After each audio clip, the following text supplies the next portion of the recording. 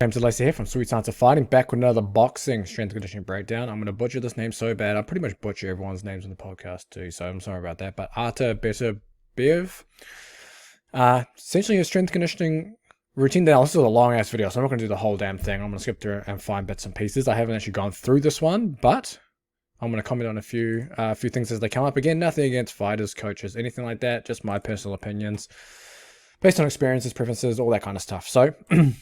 We're going to start, well, we actually started with hang power cleans here, with straps. Okay, so a couple of small things here. He's obviously got a bit of a background in some of this, so bear that in mind. But if you do not ever do power cleans or cleans with straps, you will have a very high chance of fucking up your wrists pretty good.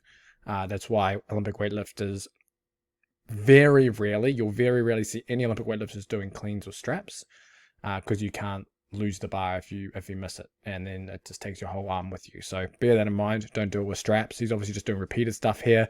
He's kind of catching the bar repeated fashion. You don't have to catch it. You can just do a high pull variation. For strikers, I'm not such a huge proponent of doing the Olympic weightlifting derivatives for strikers. I don't think that as needed as, say, MMA and grapplers who have to move heavy humans out of the way. It can be helpful, it can be a useful tool. I just don't think you need to do them.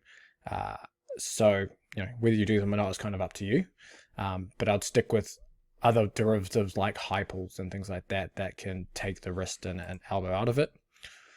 So we got some kind of bent over alternating dumbbell rows, alternating dumbbell bench. Whether you do something alternating or not, I don't think really makes that much of a difference. Yes, you could say there's some kind of rotational component in there, but in the grand scheme of things, I don't think it's going to do too much. Dumbbell hang clean press, you don't see that very often. I should actually thank you for the commenter who actually a while back was telling me I can use the comma and plus and full stop buttons to move frames.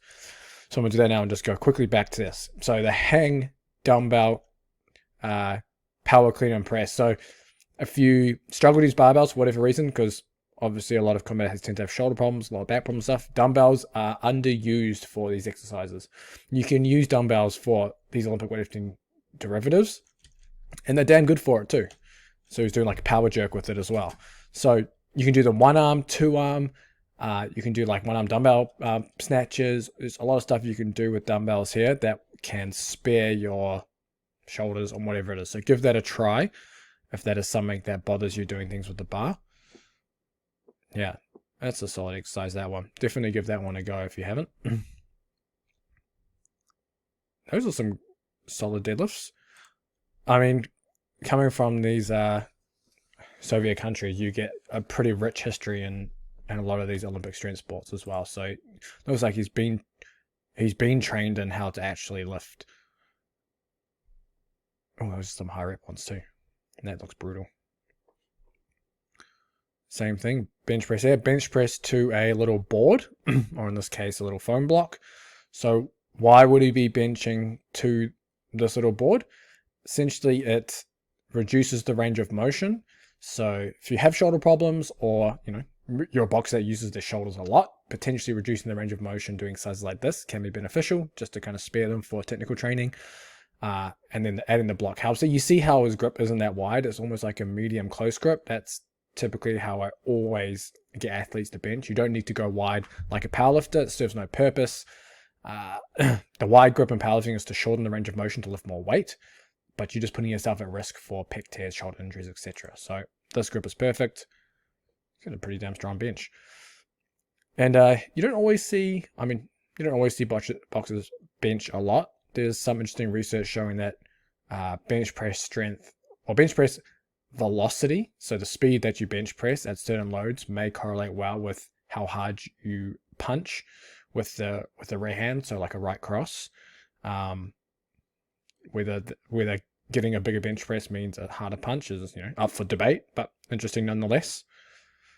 So we've got more deadlifts, touch and go style. Seems like he's actually got somewhat of a lifting background. So for someone like this, doing this kind of work is probably quite beneficial for him. some ab stuff, some running, some, I guess you could say, rhythmic lifting. I'm not sure the purpose of doing some of that. It looks like this is all done in a circuit. So it looks like it must be some kind of conditioning circuit, all those exercises. Here's the old combining exercises to, for some reason, regardless. I just wouldn't advise, I wouldn't prescribe or recommend you do something like that. It's a nice one on the decline. One arm shot put throw or punch throw, however you want to call it. Medicine ball's underused in combat sports. This is a really good one. This is, if you're going to take an exercise from this clip, take this one. Add this to your ballistic throwing training or ab training. Oh, he's still going. This guy's got abs of steel. Okay, just some conditioning stuff, battle ropes. Again, why battle ropes over other forms of cardio or conditioning modalities? It's upper body focused. You can move around like this. There's no impact, like running. There's a few benefits you can do with battle ropes over other forms.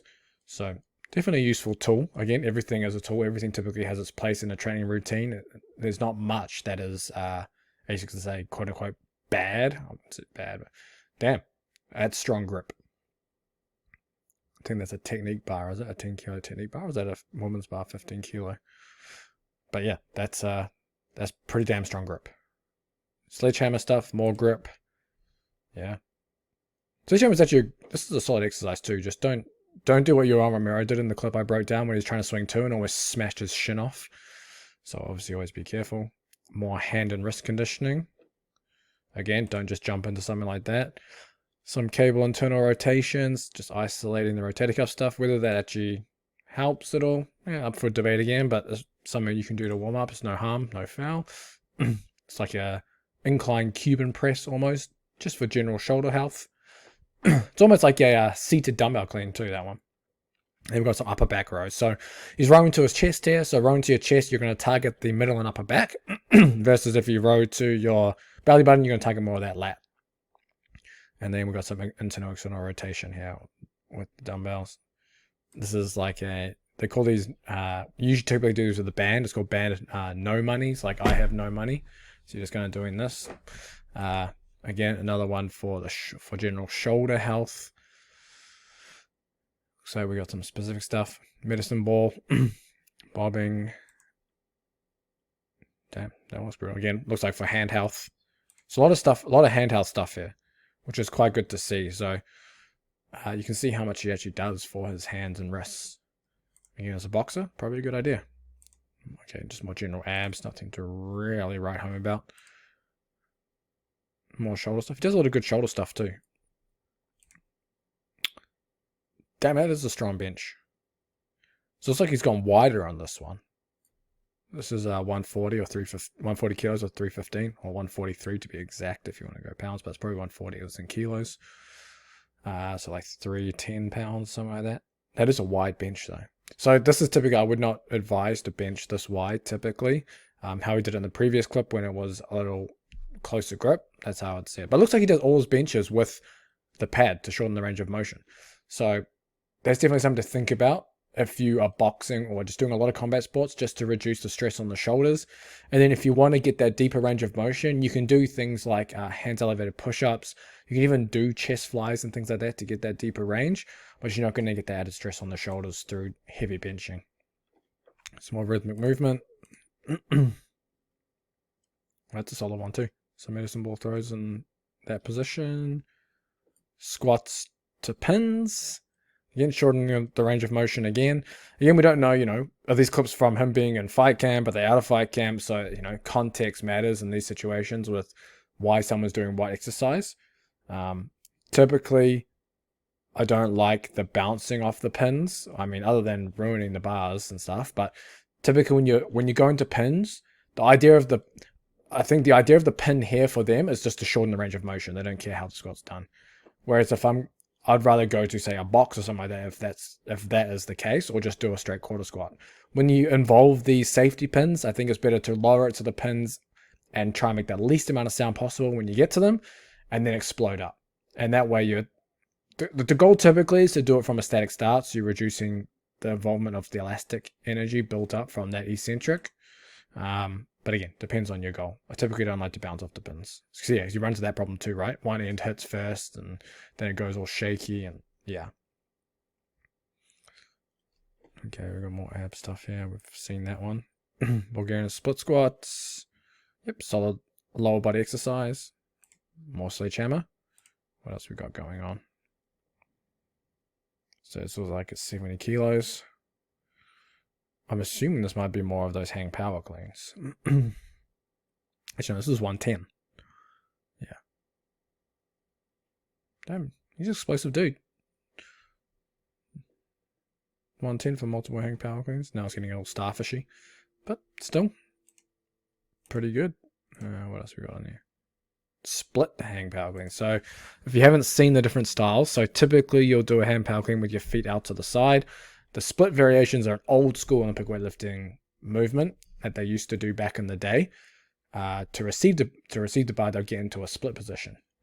You don't do that now in Olympic weightlifting because you can't get as low as if you get into a squat. But it's definitely a variation that you can definitely do. Is it any better or worse than the other one? Potentially better for decelerative abilities of the front leg, but you know, it's kind of what you can do in these. Love the inverted rows. One of my go-to exercises, this one, especially for packing on mass too. You can do these for reps. You're doing it weighted as well. Body weight exercise. This is a good one. Yes, seated rotational medicine ball throws. These are awesome. You can do this against the wall or with a partner. Training the ability for the trunk to rotate explosively, which is what we like. Looks like more deadlifts. Almost like a clean pull, that one. Alternating dumbbell bench. If you haven't done this, you should give this a try as part of your warm-up. It feels so good on your back. Doing these rotations. So in this particular rotation, he's dissociating upper and lower body. So the upper body moves, the head stays kind of still and straight, and the hips stay still. So it's just his upper body rotating in this instance. You can also do it where you rotate and let your head follow and look behind you to get more rotation. You can kind of let your hips follow. I typically like to just watch the end of the barbell as I turn to try to get more rotation. Yeah, really opens up your thoracic and it feels really damn good. Obviously, you go slow because the barbell is harder to stop than something that is lighter and shorter. But yeah, definitely worth giving that a go. Okay, we've got more. Honestly, I think we've honestly covered pretty much all his exercises in here. Looks like some banded footwork. Develop the strength in those legs. Yeah. Oh, so he is doing clean pulls. Okay.